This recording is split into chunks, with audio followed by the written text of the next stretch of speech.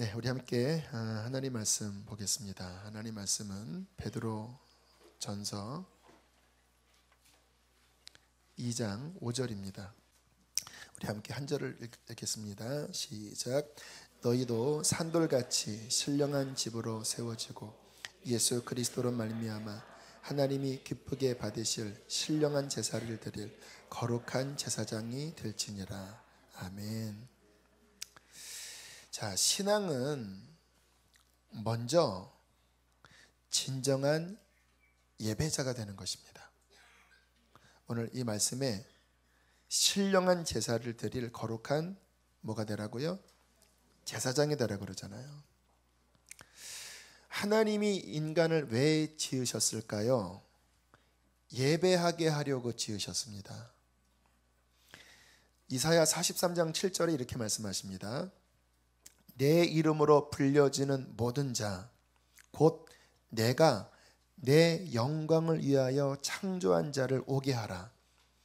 그를 내가 지었고 그를 내가 만들었느니라. 내 영광을 위하여 창조한 자를 내게 와서 나의 찬송을 부르게 하라. 여러분, 이것이 하나님이 우리를 창조하신 이유입니다.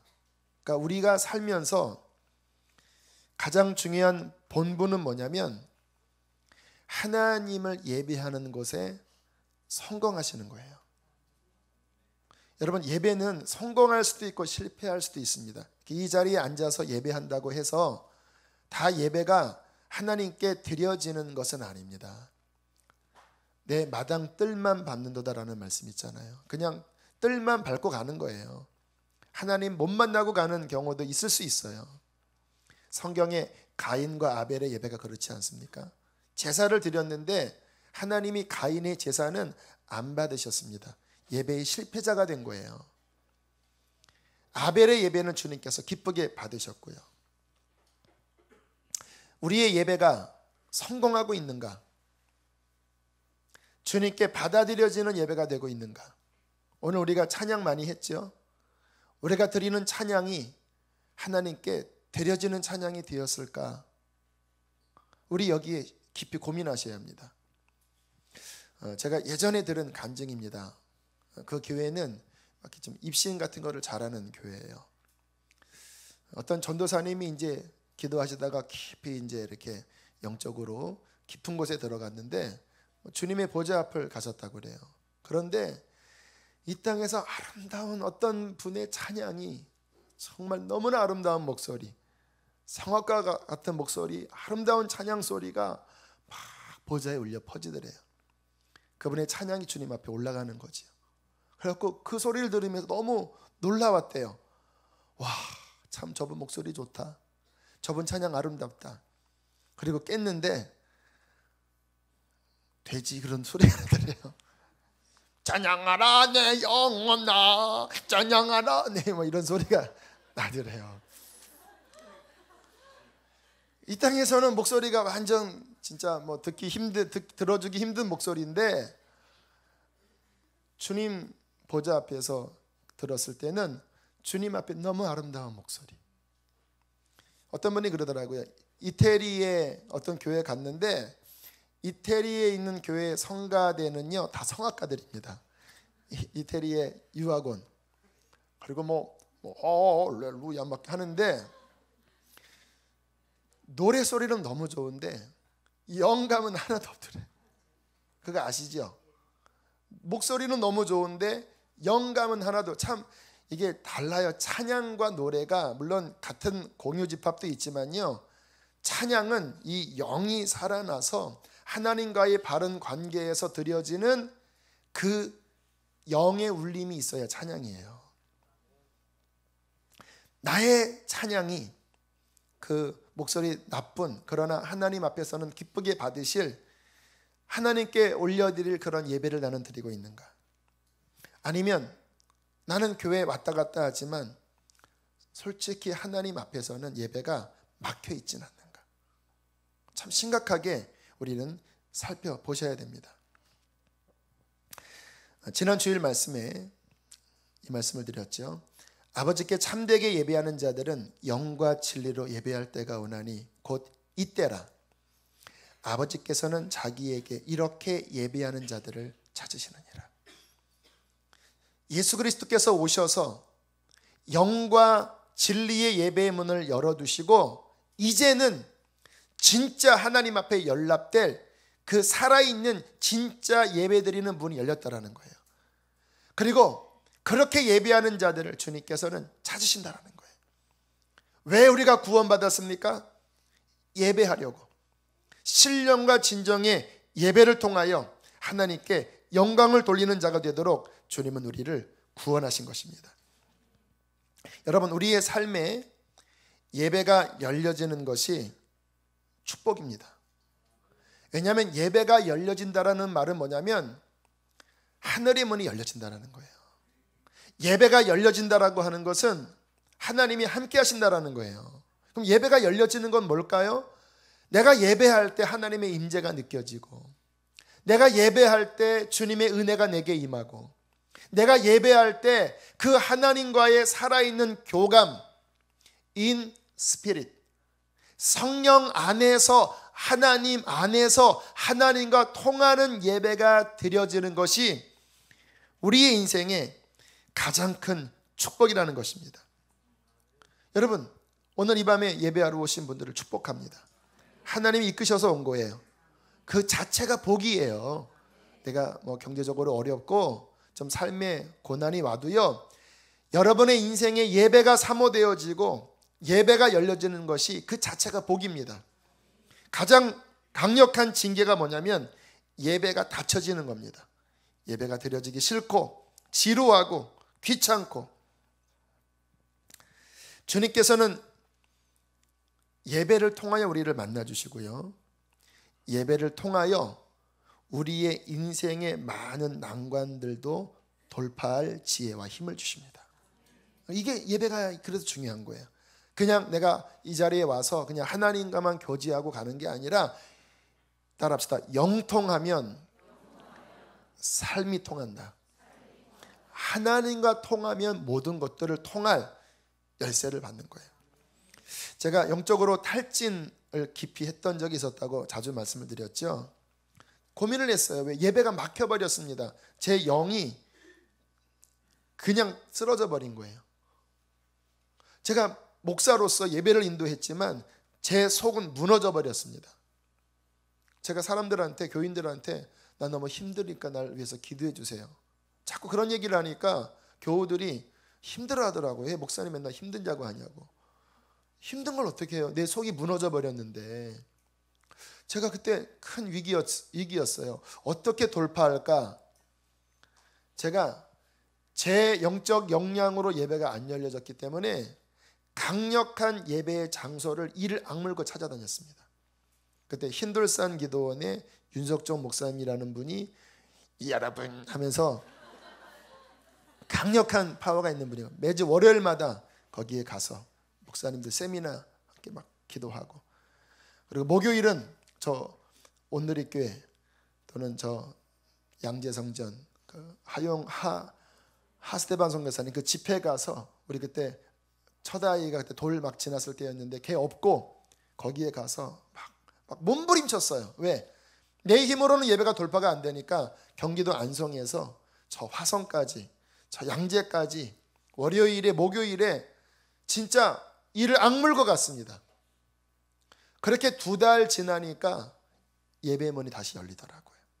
그리고 제 영이 회복이 되면서 그렇게 하나님 앞에 다시 나아가게 됐는데요, 저는요 예배가 막히면요 저는 가만히 안 있습니다. 저는 돌파하려고 몸부림칩니다.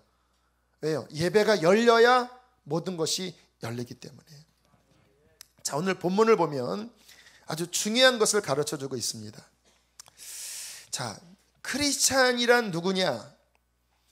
크리스찬은 뭐하는 사람이냐? 그것을 지금 보여주고 있어요. 여러분, 크리스찬이 누굽니까?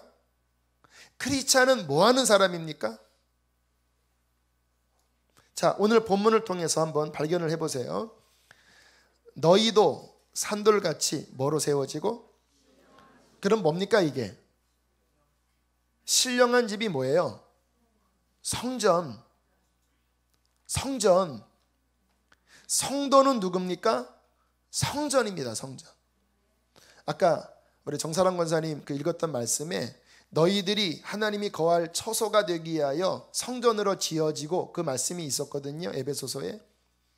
성도는 누구냐? 신령한 집, 성전이에요. 성전. 지금 우리가 성전입니다. 이 건물은 예배 당일 뿐입니다. 이 건물이 성전 아니에요. 이 건물은 교회가 아닙니다. 예배 드리는 예배 처소예요. 성전은 누구냐? 우리가 살아있는 돌처럼 성경에 리빙스톤, 살아있는 돌, 어떠한 살아있는 돌? 하나님의 성전으로서 연결되어 지어져 가는 리빙스톤, 성전이 되어가요. 하나님이 거하실 성전. 그러면 성전은 뭐 하는 곳입니까? 그 다음 나오죠. 예수 그리스도로 말미암아 하나님이 기쁘게 받으실 신령한 제사를 드릴 누가 되라고요? 기억하십시오. 크리스찬은 성전이며 크리스찬은 제사장입니다. 어떤 제사장? 예수 그리스도로 말미암아 거룩한 제사를 드리는 거예요. 예수님을 통하여 거룩한 제사를 드릴 우리는 제사장이 되는 거예요. 여러분 구약을 읽으면 여러 지파가 나오잖아요. 뭐 르우벤 지파, 시므온 지파, 여러 지파가 나오는데 우리는 거기에 어디에 속할까요? 레위 지파에 속합니다. 그 레위 지파 가운데서도 아론 계열의 제사장 계열에 속해요. 이방인이라고 해서 어떤 사람은 야 하나님이 유대인만 편애하고 우리 이방인들은 좀 약간 열등하네? 아닙니다. 그리스도 안에서는요 우리는 이방인이 아니라 제사장 계열로 들어가는 거예요. 이 성경에서 제사장 계열이 가장 존귀한 위치잖아요. 그런데 우리가 제사장이 되어 하나님의 영광을 누리고 있어요. 그럼 제사장은 뭐 하는 거냐? 신령한 제사를. 우리가 성전이 되고 우리가 제사장이 되어 우리의 본분은 이제 그 성전 안에서 하나님이 기쁘게 받으실 예수님을 통하여 드릴 예배를 드릴 제사장이 우리의 본분이고 우리의 정체성입니다. 그러면 여러분 한번 옆에 분에게 안녕하세요 제사장님 한번 해보세요. 시작. 여러분은 제사 그러면 지낼 줄 압니까? 뭐 우리나라 유교 제사에도 홍동백서 뭐 있잖아요. 그런 거 그거 뭐 이렇게 뭐 지방 어떻게 하고 세상 유교에서도 제사 지내려면 그 가문의 장손이 뭐 가문의 가장 우두머리격이 제사 다 알잖아요. 근데 여러분은 대단한 제사장이라고 하는데 여러분 어떻게 제사하는지 아십니까? 정말 하나님 앞에 이 말씀처럼 제사를 하나님 앞에 올려드리는 그 직무를 잘 감당하고 계시나요? 여러분의 가정에서 저 같은 경우는요 지난주에 간증한 것처럼 제가 예수님을 제대로 만난 다음부터 가정 안에서 신령한 제사를 드렸습니다. 저희 누님과 함께. 그때 저희 어머님이 예수님 안 믿었을 때 되게 짜증내셨습니다. 시끄럽다. 그렇죠. 누님과 저가 저녁 9시마다 모여서 예배 드리니까 막 듣기 싫죠. 그런데 예배 드렸어요. 그때마다 하늘의 문이 열렸고요. 그때 드린 예배를 통하여서 우리의 가정이 일어났고 제가 지금 여기 있습니다. 지금 우리 이제 1월 달에 계약이 만기돼서 이사를 갔어요. 이제 보통 이제 새 집 가면 또 이제 이렇게 푸닥거리 같은 거 해야 되거든요. 왜냐면 그 전 집에 누가 살았지 모르니까 영적으로 좀 청소를 해야 돼요. 그래서 첫날 우리 아이들과 함께 예배 드렸습니다. 그리고 막 방마다 가면서 주의 보혈 능력이 있다 건너방 가서 주의 피로 막 하면서 이제 영적 푸닥거리를 좀 했어요. 이렇게 세게는 안 하고 간단하게 했어요. 그리고 이제 저희는 월요일마다 가정 예배를 드리는데 뭐 이렇게 좀 뭐가 수련회도 애들 성경학교도 있고 뭐도 있고 해서 뭐 조금 그게 약간 뭐 안 드린 건 아닌데 좀 약했어요. 그런데 제가 악몽을 4-5번을 꿨습니다. 막 누구를 죽이는 꿈, 막 살해 사건이 일어나는 꿈, 새벽 몇 시에 막 깨갖고 막 가슴이 오그라들고. 그런데도 제가 캐치를 못했는데 지난 월요일날 저희 큰애가 새벽에 일어나더니 아빠 나 악몽 꿨는데 새벽기도 가고 싶다고. 그리고 나왔어요. 그래서 이거 좀 세게 해야 되겠구나. 그래서 그날 저녁에 온 가족이 모여서 막 신령한 제사를 드렸죠. 막 함께 막 쭉 하면서 예수의 피로 막 떠나가라고 주님 막 찬양하고 막 하고, 그 다음에는 진짜 편안하게 자기 시작해요. 물론 제가 죄송합니다. 푸닥거리라고 해서 죄송합니다. 좋은 표현은 아니었던 것 같아요. 자, 아무튼 중요한 거는 여러분의 가정에서 하늘의 문을 열고 그 가정에 하나님의 나라가 임하게 하는 그 제사장의 역할을 감당하고 계십니까? 저는 가는 곳곳마다 주님이 그것을 성공하게 하셨습니다. 그래서 어려운 곳에 있었어도 예배의 문을 가정에서 열고 주님의 은혜가 그 가정에 흐를 때에 그 가정이 평안해지더라고요. 제가 가는 곳곳마다 저는 하나를 했어요. 제사장으로서 제가 있는 모든 곳에서 예배의 문을 열었습니다. 군대에 가서도 예배를 드릴 때 하나님이 그 군대 안에 있는 교회의 상황을 보여주더라고요. 믿는 사람들이 무너져 있는 거예요. 부대 안에 눈물이 났습니다. 그때 제가 뒷곁에 숨어서 교회를 세우시고 이 땅 고쳐주소서, 주님 나라 임하시고 이 땅 치유하소서. 그리고 막 기도하니까요 정말 일어나는 거예요. 믿는 자들이 모이기 시작하고 막 찬양이 막 일어나기 시작하고. 왜? 우리가 가는 곳곳에 신령한 제사를 드려 하늘의 문을 열고, 그러면 주님이 그곳에 임하시면서 사람들을 구원하시고 치유하십니다. 가정도 무너진 가정을 주님께서 일으키시고 치유하십니다.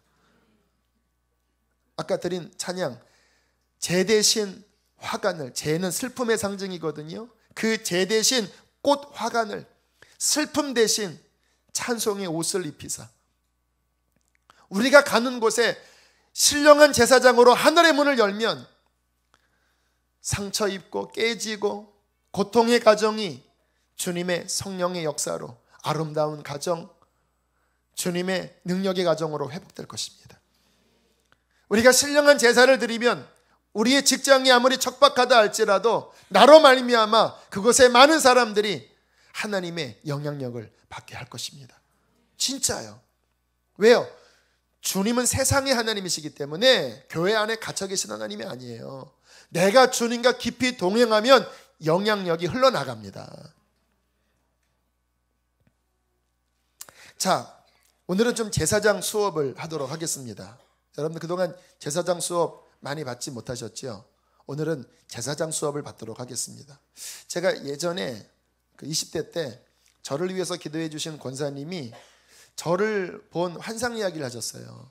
제가 이렇게 제사장복을 옷을 입고 있더라고요. 이렇게 제사장복을. 기분이 되게 좋았습니다. 근데 알고 보니까 저만 입은 게 아니라 다 입은 거였더라고요. 왜? 우리 다 제사장들이니까. 자, 그래서 오늘 우리 제사장님들 저와 함께 어떻게 신령한 제사를 드리는지를 살펴보겠는데, 자, 저 구약을 보겠습니다. 자, 구약의 첫 번째 제사장들에게 어떻게 신령한 제사를 드릴지를 주님이 실물 교육으로 가르쳐 주셨죠. 무엇을 통해 가르쳐 주셨을까요? 성막. 출애굽기에 보면 이스라엘을 출애굽시키신 다음에 성막이라는 모형을 통하여 어떻게 예배할지에 대한 그림을 잘 그리셨어요. 자, 우리 한번 그림 한번 보여줄까요? 성막이 어떤 그림인지. 자, 이런 모양입니다. 저 긴 면이 50m고요. 짧은 면이 25m입니다. 그리고 저 높이가 2.5m. 자, 저 정도의 울타리가 있고, 자, 그 안에 저런 구조로 해서 저런 성막을 만들게 하시면서 제사장 수업을 시키셨어요. 저 그림 안에는 우리가 어떻게 예배하는지에 대한 것들을 잘 보여줍니다. 자, 첫 번째. 자, 저기 맨 밑 앞쪽에 보면 저쪽이 동편인데 가운데에 빨간 문이 보이죠? 저게 양의 문이라고 합니다. 길이가 무려 10m입니다. 저기에 수놓은 저 색깔은요, 청색, 자색, 홍색, 백색 실루를 꽈서 수를 놓은 문이에요. 저 문을 통해서 저 문 안으로 들어가는 거거든요. 그러면 저 문은 무엇을 상징할까요? 하나님 앞에 신령한 제사를 드릴 때 저 문을 통과해서 이제 예배의 문을 들어가는 건데, 저 문은 무엇을 상징할까요? 예수님. 요한복음 10장 7절과 10절을 보면 이렇게 말씀하십니다. 나는 양의 문이라. 바로 저 문 이야기하는 거예요. 양이 들어가는 문이에요. 나는 양의 문이라. 내가 문이니 누구든지 나로 말미암아 들어가면 구원을 받고 또는 들어가며 나오며 꼴을 얻으리라. 여러분, 우리가 예배의 문을 열 때 제일 중요한 첫 단추는 뭐냐면요, 예수를 향한 믿음으로 예배의 문을 열어야 합니다. 저희 교회 성령 집회 패턴이 좀 바뀌었어요. 제가 처음 올라와서 찬양 한 곡을 부르고 기도하지요. 오늘 불렀던 찬양이 바로 이 찬양이었습니다. 주의 보좌로 나아갈 때 어떻게 나가야 할까? 나를 구원한 주의 그 사랑, 그것을 믿으며 가네. 주의 보좌로 나아갈 때 여전히 부족하나 나를 구원한 주의 십자가, 그것을 믿으며 가네. 자격 없는 내 힘이 아닌 오직 예수님의 보혈로. 여러분, 우리가 하나님의 거룩한 존전 앞에 나아가 예배드리는 우리의 보호막은요, 오직 예수입니다. 왜 보호막이라고 이야기를 하냐면, 거룩하신 하나님 앞에 죄인된 우리가 섣불리 가다가는 죽어요. 왜? 우리는 죄인이니까. 누구만이 하나님 앞에 나아갈 수 있냐면 예수 그리스도를 믿음으로 붙잡는 자만이 하나님 앞에 나아갈 수 있습니다. 예수 믿는 것은 무엇이냐? 이제 그 예수의 문을 열고 하나님 보좌 앞에 나아간다라는 거예요. 따라합시다. 예수 믿는 것은 무엇입니까? 이제 문을 열어 하나님 보좌 앞에 나가는 것이다. 아멘. 우리가 예배를 드릴 때 믿음으로 드려야 돼요. 예수에 대한 확실한 믿음. 내가 예수님을 통하여 주님 이 문 안으로 들어갑니다. 그 믿음으로 하나님 앞에 나올 때 주님께서는 예배의 문을 더욱더 열어주실 것입니다. 자, 그런데 그렇게 우리가 이제 예수님을 향한 믿음을 통해서 이제 다시 한번 보여주세요. 저 성소 안으로 이렇게 들어가는데요, 주님께서 원하시는 것은 저 안에 있는 깊은 곳까지 나가는 거거든요. 그런데 많은 사람들이 예수님을 믿어서 저 성막 울타리 안으로는 들어갔는데 거기에서 우물쭈물하다가 나오는 사람들이 굉장히 많아요. 제가 그랬습니다. 제가 10대 때 예수님 믿을 때는 분명히 거듭났어요. 십자가 만났는데 제가 저 안에 깊이 못 들어갔어요. 그냥 한두 발짝 들어갔다가 나와버렸어요. 그런데 20대 때부터는요, 제가 예수님을 통해서 더 깊은 곳까지 들어갑니다. 제사장 수업을 받았기 때문에. 주님께서 여러분에게 원하시는 것은 그냥 교회 잠깐 와서 예배 드릴 때 그냥 찔끔 은혜 받고 가는 게 아니라 주님이 원하시는 것은 더 깊은 데로 나아가는 것입니다. 오늘 그 깊은 데로 나아가는 길들을 말씀을 통해서 살펴보겠습니다. 자, 다시 한번 보여주세요. 자, 저 양의 문을 통해 들어가면 제일 처음 만나는 것이 저기 활활 타오르는 바로 저 장소입니다. 저게 첫 번째 만나요. 저게 뭔지 아세요? 번제단입니다. 번제단. 혹시 다음 그림 한번 보여주겠어요? 자, 왼편에 보이죠? 번제단. 노수로 만들고 석쇠가 놓여 있고 저기에서 불이 태워지는. 자, 번제단은 무엇을 하는 곳일까? 자, 성경 한번 찾겠습니다. 레위기 4장을 한번 보시기 바랍니다. 레위기는 구약에 있습니다. 창세기, 출애굽기, 레위기입니다. 레위기는 자신 있죠? 세 번째니까. 자, 레위기 4장. 자, 예수님을 통해서 딱 들어갔는데 우리가 제사장의 예배를 드리려면 무엇을 해야 되는가? 13절로부터 20절까지를 한번 쭉 읽어보시겠습니다. 시작. 온 회중이 여호와의 계명 중 하나라도 부지 중에 범하여 허물이 있으나 스스로 깨닫지 못하다가 그 범한 죄를 깨달으면 회중은 수송아지를 속죄제로 드릴지니 그것을 회막 앞으로 끌어다가 회중의 장로들의 여호와 앞에서 그 수송아지 머리에 안수하고 그것을 여호와 앞에서 잡을 것이요 기름 부음을 받은 제사장은 그 수송아지의 피를 가지고 회막에. 자, 다시 멈추시기 바라고요. 자, 이게 무슨 말이냐면 하나님 앞에 나아갈 때 이게 죄구나 깨달으라는 거예요. 그러면 어떡하냐? 양이나 소를 잡고 양의 문을 통해 들어간 다음에 번제단 앞에서 그 양과 소의 머리에 손을 얹고 내가 이러한 죄를 범했습니다. 구체적으로 자백하라는 거예요. 구체적으로. 그리고 그렇게 자백하면 제사장은 그 양을 잡아서 피를 뽑은 다음에 그 피를 가지고 이제 번제단에 바르기도 하고 하는 그 작업을 하라는 이야기예요. 자, 그 다음 또 읽어보세요. 17절 시작. 그 제사장이 손가락으로 그 피를 찍어 여호와 앞 휘장 앞에 7번 뿌릴 것이며 또 그 피로 회막 안 여호와 앞에 있는 제단 뿔들에 바르고 그 피 전부는 회막문 앞 번제단 밑에 쏟을 것이며. 자, 다시 두 번째 그림 보여주세요. 두 번째 그림. 자, 저 번제단 뿔에 피를 바르고 그 밑에 피를 쏟으면서 또는 제물을 그 불 위에 태우는 작업을 먼저 하라는 거예요. 여러분, 레위기를 보면요, 레위기가 이 제사법이거든요. 그런데 전반부의 대부분의 내용은 회개에 대한 내용입니다. 이스라엘 백성이 내 앞에 나오려면 이러한 죄를 범했을 때 반드시 이렇게 회개 처리하고 성소 안으로 들어와라.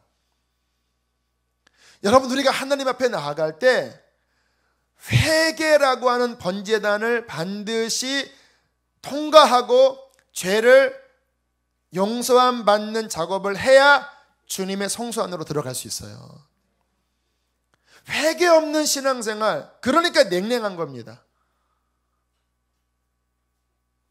우리가 시작할 때 그래서 우리가 회개하고 들어간 거예요. 찬양 한 후반부에 제가 회개를 했더니 찬양이 잘 안 열리는 것 같아요. 차라리 그래서 좀 사람이 적게 오더라도 그 앞부분에 불을 좀 어둡게 하고 한 10분 정도라도 주님 앞에 보혈을 깊이 적시면, 먼저 온 오늘도 한 50명 이상이 먼저 와 계셨는데 그분들이 먼저 이 번제단 앞에서 그래도 기억나는 죄를 고백하고 그리고 피를 의지하고 그분들이 여니까 저는 오늘 예배드리면서 훨씬 더 시작하는 찬양이 더 임재가 충만하고 더 열리는 것을 느꼈어요. 여러분, 직장 늦으셔서 늦게 오시는 분 어쩔 수 없지만 이제 앞으로는 그렇지 않으면 일찍 오세요. 그리고 양의 문을 통과한 다음에 그 번제단 앞에서 여러분 그 피를 의지하여 죄의 씻음을 받고 하나님 앞에 나아가시길 바랍니다. 그래야 예배의 문들이 더욱더 열려줄 수 있는 거예요. 저는 항상 예배가 막혔다 싶으면요, 저는 회개합니다. 시간에 여유가 있으면 예전 같은 경우는 기도원에 올라갔고요, 그런 여유가 안 되면 하루 종일 제가 주님 앞에 회개하는 마음으로 막 주님 앞에 고백하면 주님께서 그의 피로 저의 죄를 씻어주시면서 하나님의 임재를 다시 회복해 주시더라고요. 여러분, 예배가 회복되기를 원하는 분이 계시죠? 먼저 뭐 하시라고요? 회개하세요. 내가 이러한 죄를 저질렀다고 고백하시고, 마음은 답답한데 무슨 죄인지를 모른다면 가르쳐 달라고 기도하세요. 하나님, 내가 무엇을 회개해야 되겠습니까? 하고 막 회개를 막 내가 억지로라도 하기 시작하면요, 어느 순간에 성령님이 도와주셔서 회개의 영을 주시면 우리로 하여금 회개를 통하여 문을 열어주실 것입니다. 저는 오늘 말씀을 준비하면서 하나 좀 색다른 것을 발견했어요. 오늘 지금 읽은 레위기에 누군가 죄를 범한 것이 있다면 그 사람은 양을 붙잡고 회막 안에 들어오라고 그랬잖아요. 그러면 역으로 생각할 때 그 사람의 죄가 하나님의 보좌 앞으로 나아가는 이유가 된 거예요. 나는 죄가 없습니다 하는 분은 성소 안으로 안 왔겠죠. 왜? 의로우니까. 그런데 어떠한 사람은 죄를 저질렀어요. 그런데 그것을 깨닫고 그것 때문에 하나님 앞에 나오게 됐어요. 여러분, 우리가 죄에 넘어지고 실패했을 때 기억하셔야 합니다. 그 죄가 오히려 하나님 앞에 나아가게 하는 이유가 돼요. 그래서 성경에 죄가 더한 곳에 은혜가 더하다고 말씀하시는 거예요. 물론 우리가 실패를 정당화하는 건 아니에요. 실패를 잘했다고 합리화시키는 것도 아니에요. 죄는 잘못입니다.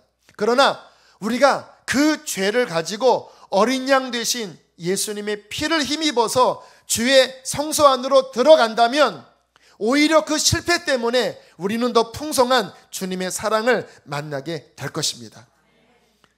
그 대신 회개해야 됩니다. 번제단은 무엇입니까? 회개하라는 거예요. 회개. 자, 그 다음 다시 한번 성막 큰 그림으로 보여주세요. 자, 번제단을 지난 다음에 그 성소 회막 그 사이에 보이시죠? 저게 뭔지 아세요? 물두멍 가운데 보이시죠? 자, 다시 두 번째 그림 보여주세요. 자, 바로 저겁니다. 큰 대야 같은 저것이 바로 물두멍인데요. 번제단과 비슷하지만 조금 달라요. 저거는 어떤 거냐면요, 제사장이 이제 양과 소를 잡고 그 피를 손에 묻히잖아요. 그리고 좀 몸이 여러 가지 오물이 묻겠죠. 그때 성소 안에 들어가기 전에 그 앞에 있는 물두멍 앞에서 씻으라는 거예요. 이렇게 깨끗하게 씻고 깨끗한 상태로 안에 들어가라는 의미입니다. 그러면 저거는 무엇을 의미할까요? 똑같이 씻는 거지만 어떻게 다르냐면요, 번제단의 피는 죄 용서입니다. 그러니까 하나님 앞에 내가 잘못한 그 죄에 대하여 하나님의 마음을 돌이켜 용서를 받는 거예요. 그러면 저 물두멍은 뭐냐면 용서받았지만 내 안에 그 죄에 대한 더러움이 남아있잖아요. 저 물두멍은 뭐냐면 씻는 거예요. 같지만 좀 달라요. 용서받았어요. 그러나 내 안에 그 죄로 말미암아 막혀있고 상해 있는 것들이 씻어져야 우리는 노임을 받아요.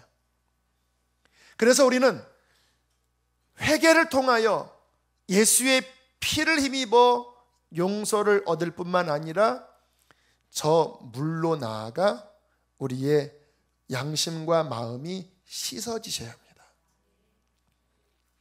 요한일서 1장 9절에 이렇게 말씀하십니다. 만일 우리가 우리의 죄를 자백하면 그는 미쁘시고 의로우사 우리 죄를 사하시며 우리를 모든 불의에서 어떻게 하신다고요? 깨끗게 하셔요. 어떤 거냐면요, 죄를 지면 내 마음이 답답하잖아요. 그리고 양심이 거리끼고 양심이 더러워지잖아요. 저도 옛날에 죄를 저질렀을 때 마음이 불결해지더라고요. 나 스스로 생각하면 더러운 거예요. 제가 마음이 찝찝해 오물을 뒤집으신 것 같았어요. 뿐만 아니라 마음이 그 죄 때문에 묶여버리더라고요. 답답한 거예요.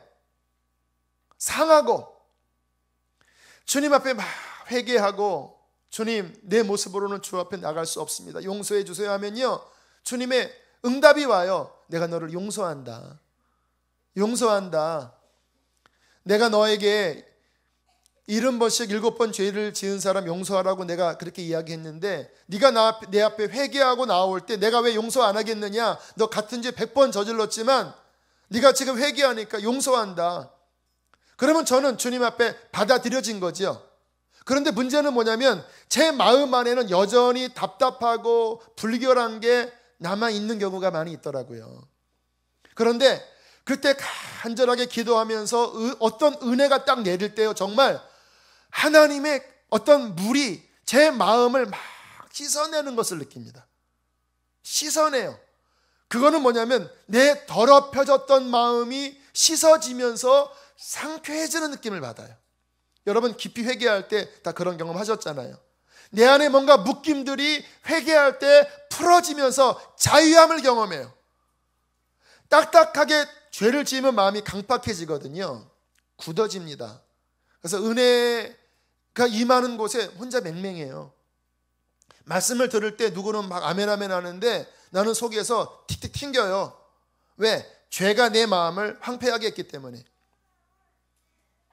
그런데 보혈 앞에 용서를 받고 물두멍에 씻음 받을 때 그 황폐해졌던 마음이 씻어지면서 마음이 부드러워집니다. 그리고 상쾌해져요. 저 같은 경우는 정말 막 회개를 할 때 시원한 물이 제 머리에서 제 마음에 흘러들어와 막 씻는 그런 경험 자주 했어요. 그러면 이제 마음이 부들부들 녹아지고, 그리고 이제 하나님의 은혜가 내 마음이 비로소 이게 교통이 되는 거죠. 교통이. 이 상태로 성소 안으로 들어가는 것입니다. 여러분 잘 보세요. 오늘날 많은 성도들이 예수님을 믿는다고 하는데 회개 번제단도 제대로 지나가지 않아요. 물두멍에 제대로 씻어지지 않아요. 그냥 잠깐 은혜 조금 막 맛보다가 다시 세상에 파묻혀 살아요. 그러니까 무슨 일이 벌어집니까? 뜰만 왔다 갔다 하는 거예요. 제대로 번제단도 지나가지 않고 뭔가 상쾌하게 내 영혼이 그 은혜로 씻어지는 경험도 잘 못하니까 성소 안에 그 깊은 맛 별로 못 봐요. 그냥 하나님은 계신 것 같은데 좀 멀리 계신 분 같고, 뭔가 거리 끼고, 뭔가 은혜는 내게서 멀고, 뭔가 믿는 것 같은데 아닌 것 같고, 뜰만 밟고 왔다 갔다 왔다 갔다. 여러분 주님은 우리가 더 깊은 데로 나아가기를 원하십니다. 십자가를 확실하게 붙잡고 죄를 고백하고 그 십자가의 피가 나의 죄를 용서하고 물두멍에서 주님의 그 맑은 물이, 이 피와 물이 다 예수입니다. 여러분 예수님이 십자가에서 뭐와 뭐를 흘리셨어요? 물과 피. 딱 성경이 그대로 연결되잖아요. 성경에 물과 피가 나오더라. 그의 피는 우리의 죄를 용서한 거고요, 그의 물은 우리의 더럽혀진 몸과 마음을 씻어내는 물두멍의 물입니다. 이 번제단과 물두멍에 이 씻어지는 작업을 통해서 비로소 우리 마음이 정화가 되고 녹여지고, 어떤 사람은 여기서 끝나요. 그냥 아 내가 오늘 회개했네, 은혜 받았네 하고 다시 나가버려요. 물론 그것도 안 씻어진 것보단 낫지만 안에 성소 안으로 들어가셔야지요. 할렐루야. 주님은 우리를 그 깊은 곳 안에 부르시고 계십니다. Come, 와라. 성소 안으로 들어와라 이제. 자, 성소 안에 어떠한 일이 이제 벌어지는 것일까요? 자, 다시 그림 보여주세요. 자, 다음 그림. 여기가 성소입니다. 이게 금 기둥으로 되고요, 그 장막으로 다 가려져 있고, 여기가 성소예요. 자, 저 성소 안에는 3가지 기물이 있습니다. 오른편이 떡상, 왼편이 금등대, 저 앞쪽에 있는 게 분향단. 됐습니다. 그만 보여주십시오. 자, 저게 모세의 성막인데요, 성막에는 2가지가 있어요. 모세 시대 때 모세의 성막이 있고 다윗 시대에 다윗의 장막이 있습니다. 근데 모세 때는요 그냥 경직된 모습으로 들어갔어요. 그런데 다윗 시대 때는요 그렇게 들어가지 않고 다윗이 어떻게 들어갔는지 아세요? 찬양으로 들어갔습니다. 시편에 감사함으로 그 문에 들어가며 찬송함으로 그 궁정에 들어가서 여호와의 이름을 송축할지어다. 가운데 법궤가 있습니다. 다윗의 장막은. 그리고 24 반열을 두고 제사장들이 계속 찬양을 하게 해서 재금으로 찬양하고 막 찬양하고.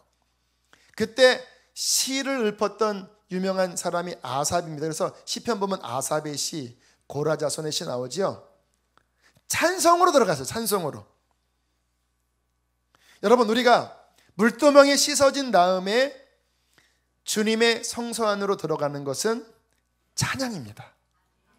그래서 우리가 처음 시작할 때 회개를 한 다음에 물두멍에 씻고 그 다음에 찬양할 때 우리는 성소 안으로 들어온 거예요. 물론 어떤 분들은 성소 안에 아직 못 들어간 분들도 계셨어요. 어떤 분들은 성소 안에 들어가서 주님의 은혜를 누리는 분도 계셨고, 앞으로 일찍 오시길 바랍니다. 어쩔 수 없는 분들은 차 타고 오면서 물두멍 통과하세요. 이렇게 다 씻고 오셔야 돼요.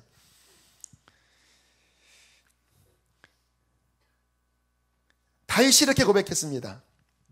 시편 69편 30절 31절에 내가 노래로 하나님의 이름을 찬송하며 감사함으로 하나님을 위대하시다 하리니 이것이 소 곧 뿔과 굽이 있는 황소를 드림보다 여호와를 더욱 기쁘시게 함이 될 것이라. 이따 말씀 끝나고 이 찬양 한번 부를 텐데요, 황소를 드림보다 진정한 찬송을 더 기쁘게 받으시는 하나님, 이런 노래를 불렀어요. 우리가 찬양을 하면요 우리는 주님의 성소 안에서 막 노는 거예요. 여러분, 하나님은 우리가 경직되게 오기를 원치 않습니다. 주님은 우리가 기쁨으로 오기를 원하십니다. 왜요? 그게 하나님이 우리를 향하여 계획하신 창조의 원리예요. 여러분, 자녀가 어떨 때 부모가 가장 기뻐하냐면 막 좋아할 때 막 아빠다 아빠다 엄마다 엄마다 할 때 부모 기쁘잖아요. 여러분, 성소 안에 들어가서 우리는 주님으로 즐거워하고 막 하나님의 이름을 높일 때 그 찬양 중에 주님의 은혜가 임하시는 거예요. 자, 성경 하나 찾아보세요. 시편 150편. 시편 맨 끝편입니다.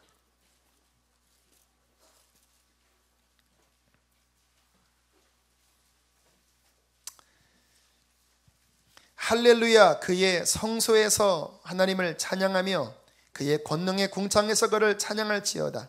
그의 능하신 행동을 찬양하며 그의 지극히 위대하심을 따라 찬양할지어다. 그 다음 읽으세요. 나팔소리로 찬양하며 비파와 수금으로 찬양할지어다. 소고치며 춤추어 찬양하며 현악과 퉁소로 찬양할지어다. 큰 소리 나는 재금으로 찬양하며 높은 소리 나는 재금으로 찬양할지어다. 다윗은요 그 고대 근동에 있던 모든 악기들을 총동원해서 하나님을 찬양하게 했어요. 그 악기들은요 그 고대 근동에 우상 숭배 때 쓰는 악기들도 많았어요. 그런데 다윗은 no problem, 문제 안 돼요. 왜? 하나님께 영광 돌리면 되는 거죠. 쨍쨍 큰 소리 나는 재금으로, 징징징 작은 소리 나는 재금으로, 나팔 소리 뽀뽀뽀뽀뽀뽀뽀뽀뽀 하고 막 드링 막 수금을 막 키우고 막 꽁꽁 막 북을 치고. 할렐루야. 왜요? 하나님은 다윗이 생각할 때 너무나 광대하시고 위대하시기 때문에 모든 것을 다 동원해서 찬양해도 부족하다고 느낀 거예요. 그렇게 나중에는 자신의 몸으로 막 춤을 추면서 막 기뻐. 왜? 하나님 너무 좋으니까. 어떤 분들은 교회가 너무 그 경박한 거 아니냐고. 아니에요. 경건함이 유교가 아닙니다. 고루 우리 다 같이 사도신경함으로써 예배를 시작하겠습니다.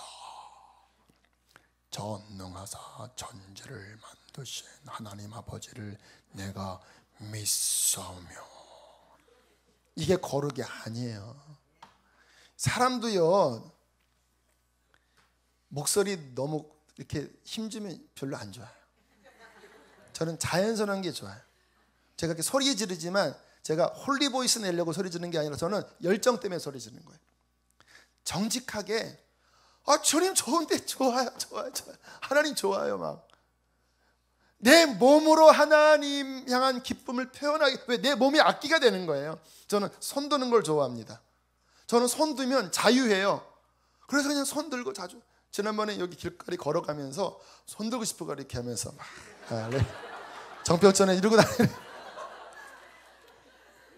하나님 앞에서 나의 몸이, 나의 목소리가 내가 할 수 있는 악기로 춤을 추면서 그 하나님을 높일 때에 우리는 성소 안에서 그 하나님과 교제하는 것입니다. 왜 하나님이 이 다윗의 장막을 모세의 성막과 비교해서 더 좋아하셨을까? 더 좋아하셨거든요. 왜냐하면 그 자발적인 기쁨의 찬양을 바로 주님이 원하셨던 그 본질이 들어있었기 때문에, 그 마음에 막 두려워서 막 이게 아니라 막 너무나 기쁨의 그 충만함, 주님이 원하시는 게 바로 그거였기 때문에 주님은 다윗의 장막을 더 기뻐하셨습니다.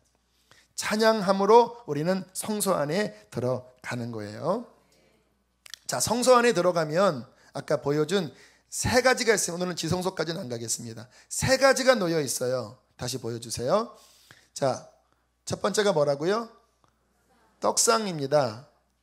자, 저 위에 6줄씩 2줄, 6개씩 2줄로 12개의 떡이 놓여져 있어요.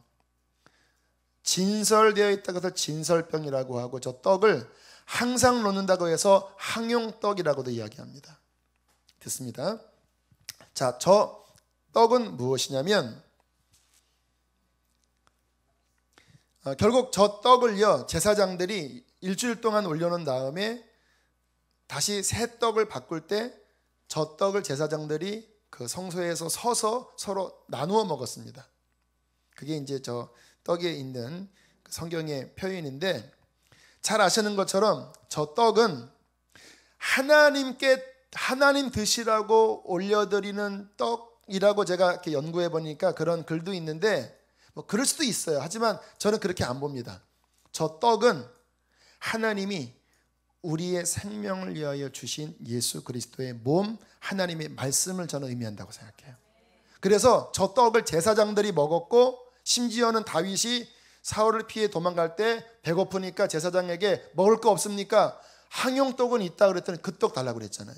그거 신약이어서 예수님이 그거 죄가 안 되지 않았느냐, 왜 제사장만 먹는 떡을 왜 군인들이 먹어도 왜 괜찮냐?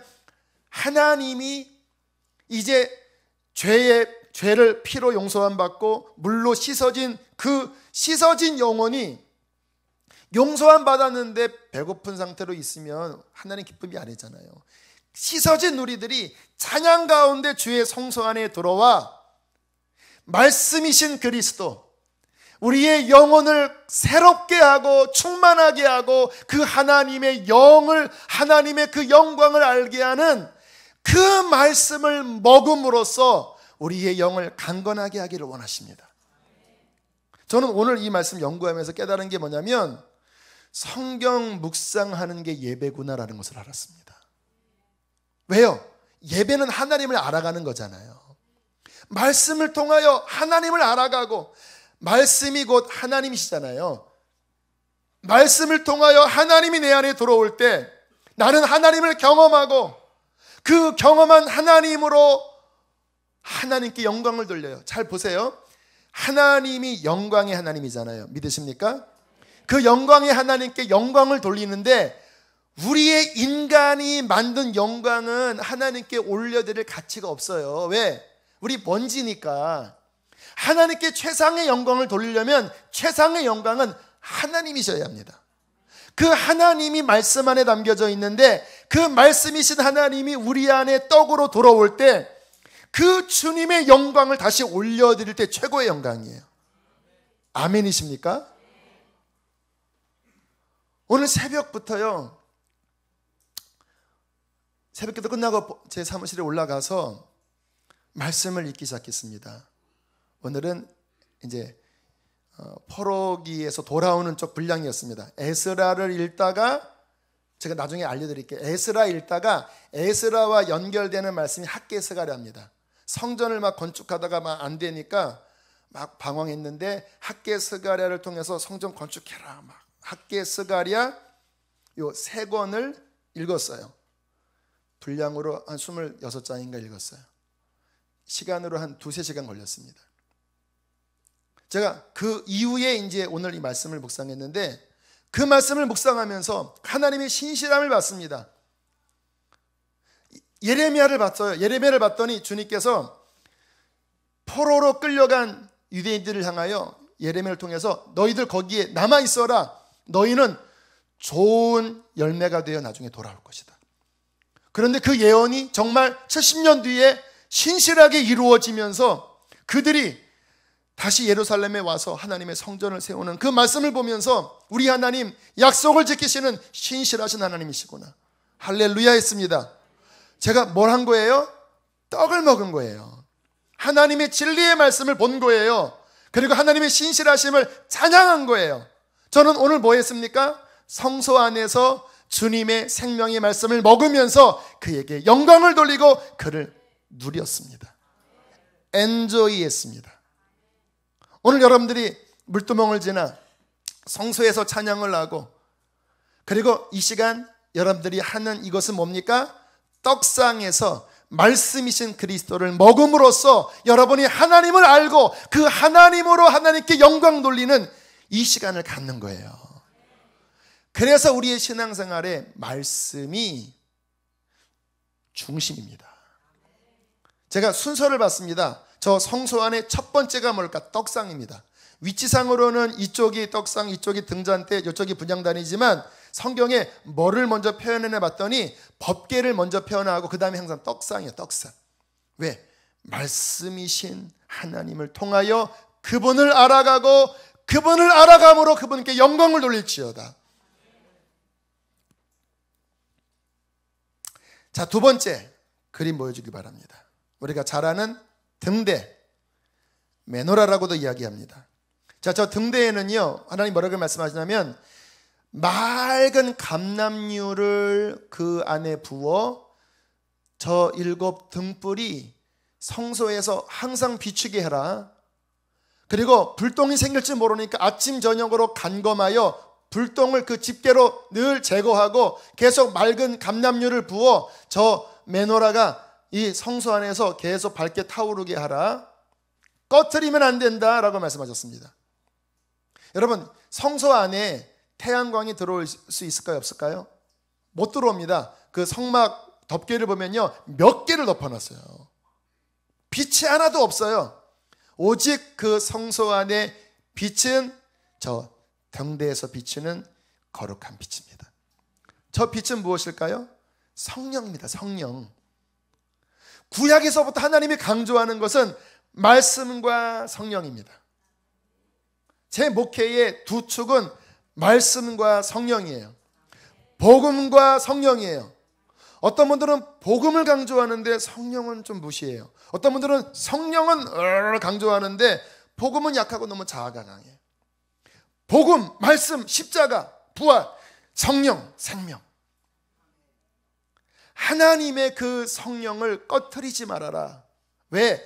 너희는 이 성소 안에서 오직 거룩한 성령의 빛으로만 하나님의 말씀을 깨달을 수 있단다. 성령의 빛으로만 하나님의 영광을 볼 수 있단다. 성령의 빛으로만 어떠한 길이 바른 길인지를 비로소 알 수 있단다. 이 성령의 빛이 꺼지지 않게 하라. 성경 찾아볼게요. 출애굽기 27장. 출애굽기 27장.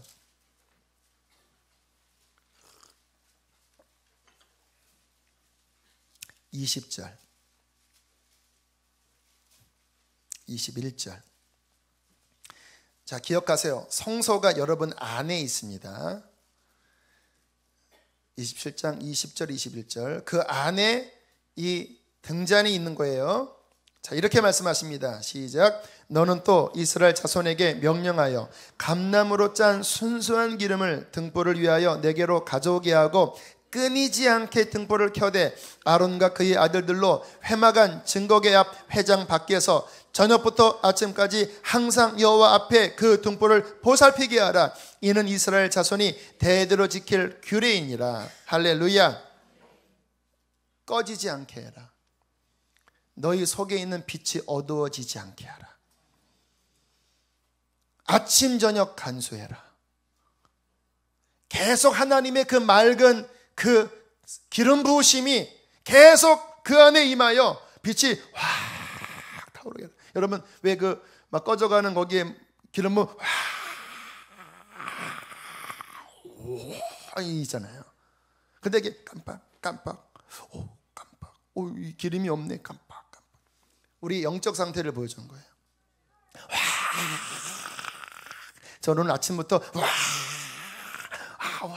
그 빛 안에서 하나님의 영광을 보고 그 빛 안에서 떡을 먹고 주의 말씀을 깨닫고 그 빛 안에서 내 영혼이 비추는 거예요. 이게 어두워지면 우리는 실패해요. 또 하나 중요한 것은 뭐냐면요, 다시 한번 보세요. 자, 저 등대를 요한계시록에 뭘로 표현하냐면 7 등대는 뭐라고요? 교회인이라고 말해요. 교회. 그리고 저 등불을 성령이라고 표현했습니다. 그런데 신약에서는 아무튼 교회라고 표현해요. 교회. 연합된 교회.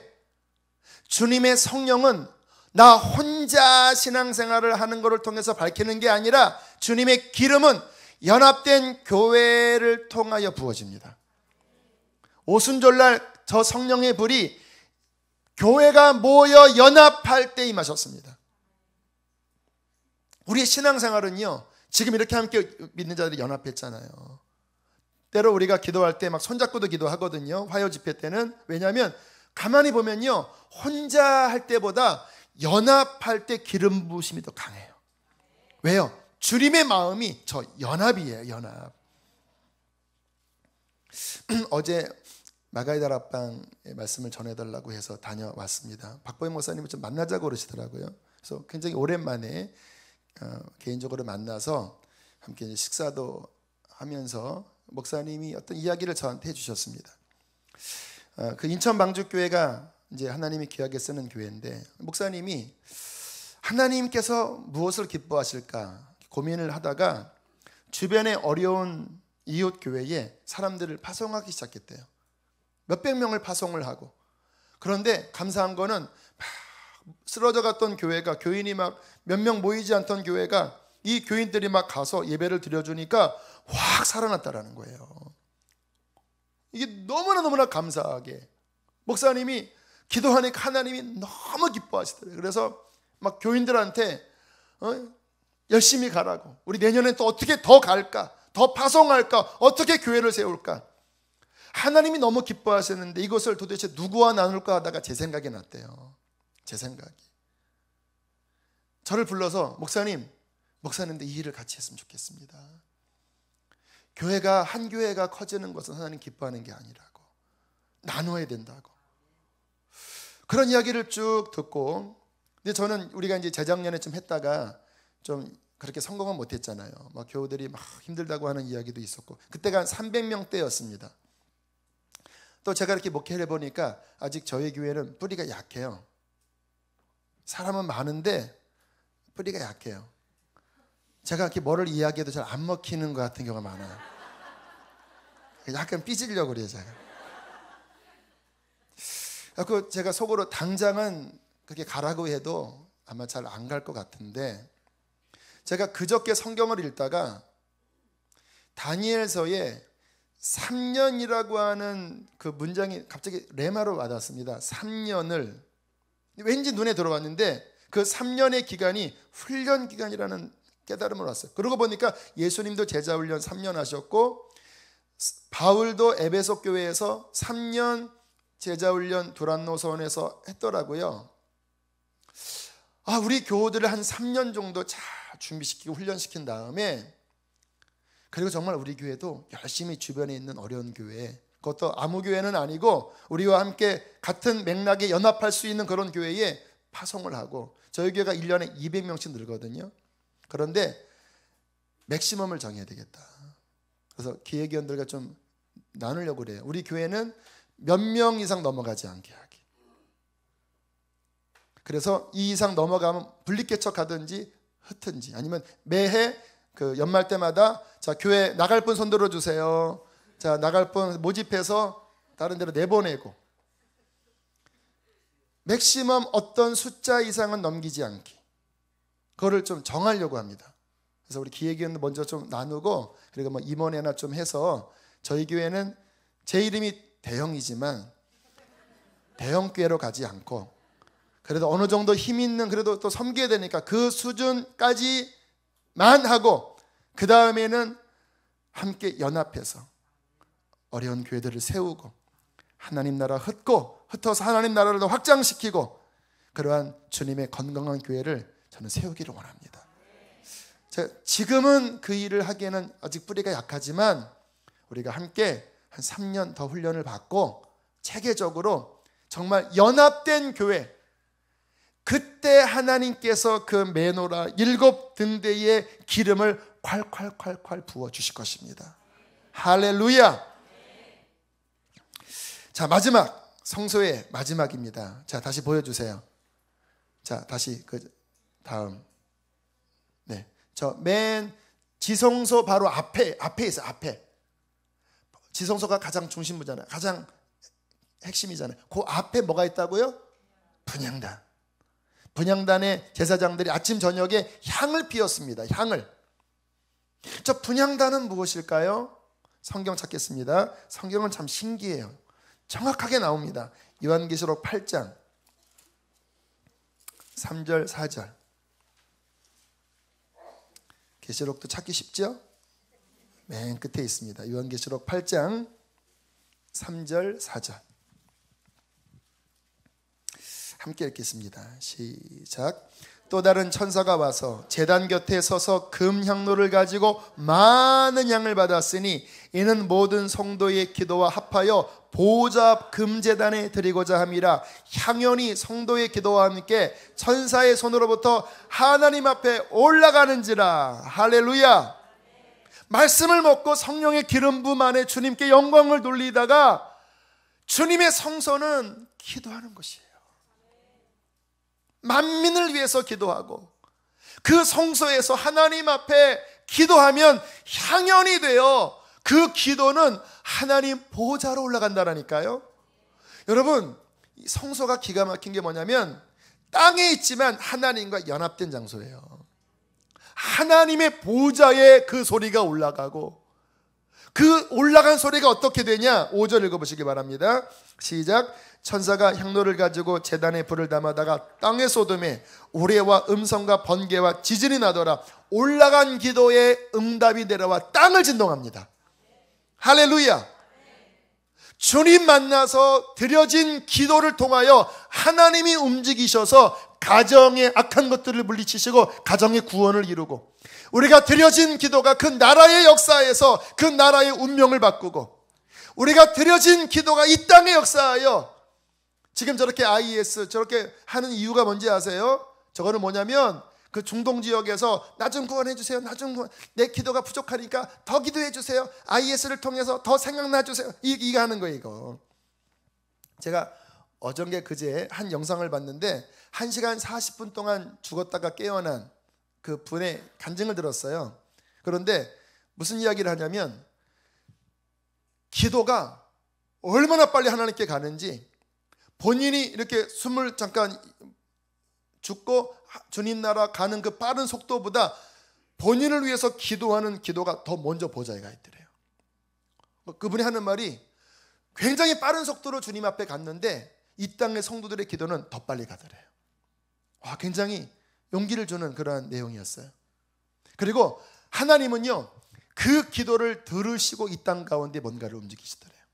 기도하지 않으면 주님이 잘 안 움직이시는데, 기도하면 주님이 움직이시더래요. 성경에도 말씀하죠. 이 땅에서 너희가 무엇이든지 묶으면 하늘에서도 묶이고, 풀면 하늘에서도 풀리고. 주님은 이 땅에서 성도들이 그 분향단에서 드리는 순결한 기도를 통하여서 이 땅에 하나님의 나라를 완성하신다라는 것입니다. 사랑하는 성도 여러분, 이것이 바로 성소에서의 충만한 예배입니다.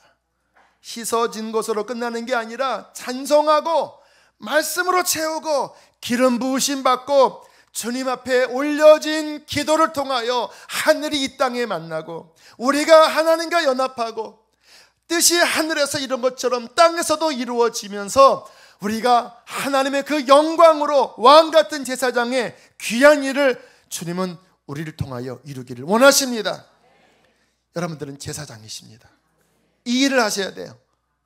주님을 충만하게 누리고 그 하나님의 영광으로 이 땅을 통치하는, 이 땅을 구원하는 하나님의 백성 되시기를 축복합니다. 우리 함께 시간 찬양을 오늘 좀 두 곡 부르고 우리 기도하겠습니다. 아까 제가 선포했던 말씀 가운데 시편 69편에 노래로 하나님의 이름을 찬송하며 감사함으로 하나님을 위대하시다 하리니 이것이 소 곧 뿔과 굽이 있는 황소를 드리는 것보다 하나님을 더 기쁘시게 한다. 진정한 찬송이요 황소보다 더 귀한 제물이 됩니다. 우리 그러한 마음으로 주 앞에 찬양합시다. 내 입술로 하나님의 이름을 찬송하며 이름을 찬송하며 내 마음으로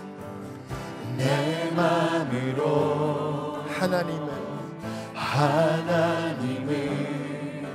즐겁게 찬양하네. 할렐루야 할렐루야 할렐루야 할렐루야 할렐루야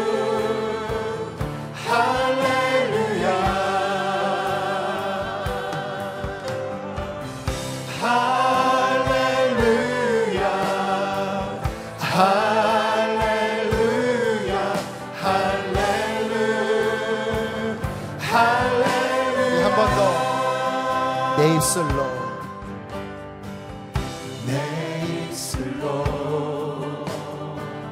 하나님의 이름을 찬송하며 내 맘 성소 안에서 그분을 기뻐합시다. 하나님을 즐겁게 찬양하며 황소를 드림보다 진정한 노래를 기쁘게 받아주시는 주님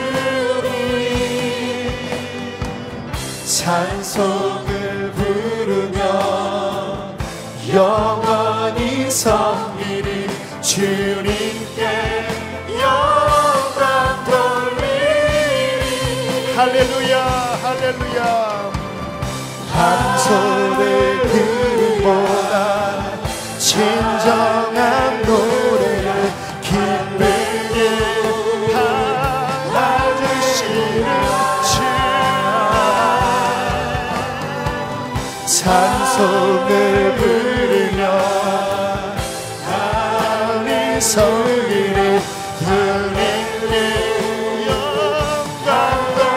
황소를 드림보다 할렐루야 하모니로 황소를 드리야 할렐루야 할렐루야 할렐루야 찬송하며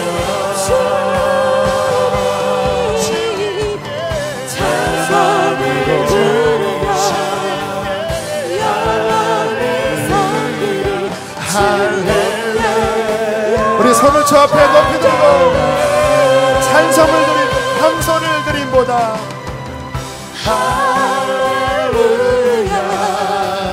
할렐루야 할렐루야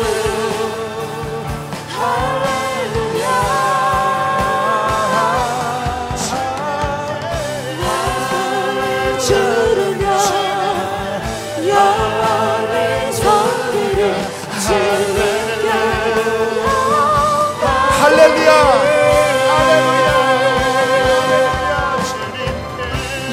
손을 들거나 진정한 노래를 기쁘게 받아주시는 주님 찬송을 들으며 영원히 섬기는 주님께 자유롭게 아무거나 부르세요. 할렐루야 할렐루야 할렐루야